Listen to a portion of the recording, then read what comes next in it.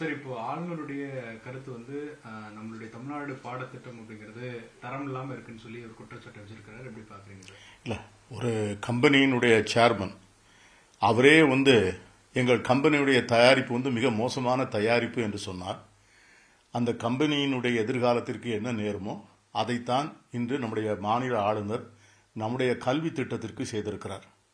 ஆளுநர் மத்திய அரசினுடைய ஏஜென்ட் என்பது மட்டுமல்ல, அவர் இந்த அரசினுடைய தலைவர் என்கிற அந்த பொறுப்பினையும் அவர் அடிக்கடி உணர தவறிவிடுகிறார்.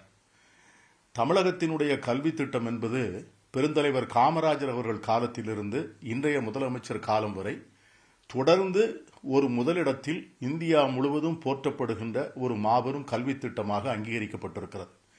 இன்றைக்கு இருக்கின்ற புள்ளி விவரங்கள் எடுத்துக்கொண்டால் கூட இன்றைக்கு வந்து இந்தி பேசுகின்ற மாநிலங்களில் +2 வகுப்பில் வந்து தோல்வியுற்றவர்கள் மட்டும் ஏறக்குறைய 67 லட்சம் பேர்.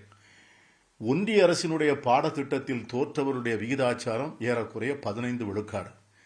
ஆனால் தமிழகத்தில் ஏறக்குறைய 90 விழுக்காடு, 95 விழுக்காடு, 98 விழுக்காடு என்கிற வகையிலே நம்முடைய மாணவர்கள் தேர்ச்சி பெற்றிருக்கிறார்கள். இன்று இந்தியாவில் மட்டுமல்ல, உலகமெங்கும் சென்று அவர்கள் தொழில் செய்து மிகப்பெரிய வெற்றியினை அவர்கள் பெற்றிருக்கிறார்கள். பலவிதமான அறிஞர்களாலும் கல்வியாளர்களாலும் போற்றப்படுகின்ற இந்த கல்வியை நம்முடைய ஆளுநர் தரம் தாழ்ந்த கல்வி என்று சொல்வது அந்த நம்முடைய மாணவர்கள் மத்தியிலே ஒரு தாழ்வு மனப்பான்மை உருவாக்குவதோடு மட்டுமில்லாமல் எதிர்காலத்தை பற்றிய ஒரு அச்சத்தையும் ஒரு நம்பிக்கையின்மையும் அவர்களுக்கு ஏற்படுத்தும். கல்வியாளர்கள் மத்தியிலே, பெற்றோர்கள் மத்தியிலே ஏதோ தவறான கல்வி திட்டத்தில் நம்முடைய குழந்தைகளை படிக்க வைக்கிறோமோ என்கிற அச்சத்தை ஏற்படுத்தும்.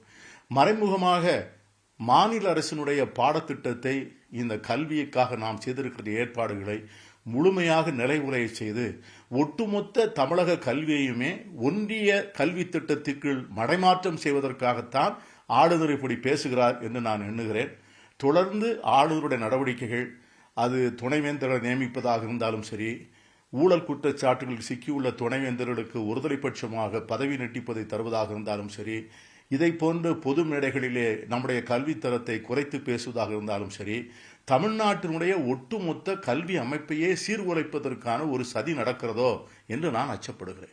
இப்போ நிறைய தொழில்நுட்பங்கள் வந்துருச்சு, ஏஐ டெக்னாலஜி வந்துருச்சு, அப்புறம் நிறைய டெக்னாலஜி ரிலேட்டடா எஜுகேஷன் மாற்றணும் அப்படின்னு சொல்ற கருத்தையும் அதே மேடையில் பேசியிருந்தாரு. நம்ம தமிழ்நாடு பாடத்திட்டத்தை தரம் உயர்த்த வேண்டிய அவசியம் இருக்கா? இல்லை, ஏற்கனவே இன்றைக்கு வந்து மாணவர்கள் எல்லா பள்ளிகளிலுமே ஒவ்வொரு நாளும் தங்கள் தரத்தை உயர்த்துவதற்கான முயற்சியில் தொடர்ந்து ஈடுபட்டு வருகிறார்கள். ஆசிரியர்களுக்கு அதற்கான புத்துணர்வு பயிற்சி அளிக்கப்பட்டு வருகிறது.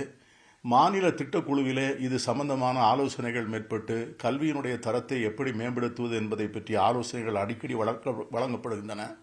பல்வேறு விதமான ஒன்றிய அரசு நடத்துகின்ற போட்டித் தேர்வுகளிலே நமது மாணவர்கள் கலந்து கொண்டு மிகப்பெரிய வெற்றிகளை பெறுகிறார்கள். மாநகராட்சி பள்ளிகளிலே படிக்கின்ற மாணவர்கள் கூட நீட் தேர்விலே வந்து 550, 600 மதிப்பெண்களை பெறக்கூடிய அளவிற்கு பள்ளி கல்வியினுடைய தரம் உயர்ந்திருக்கிறது.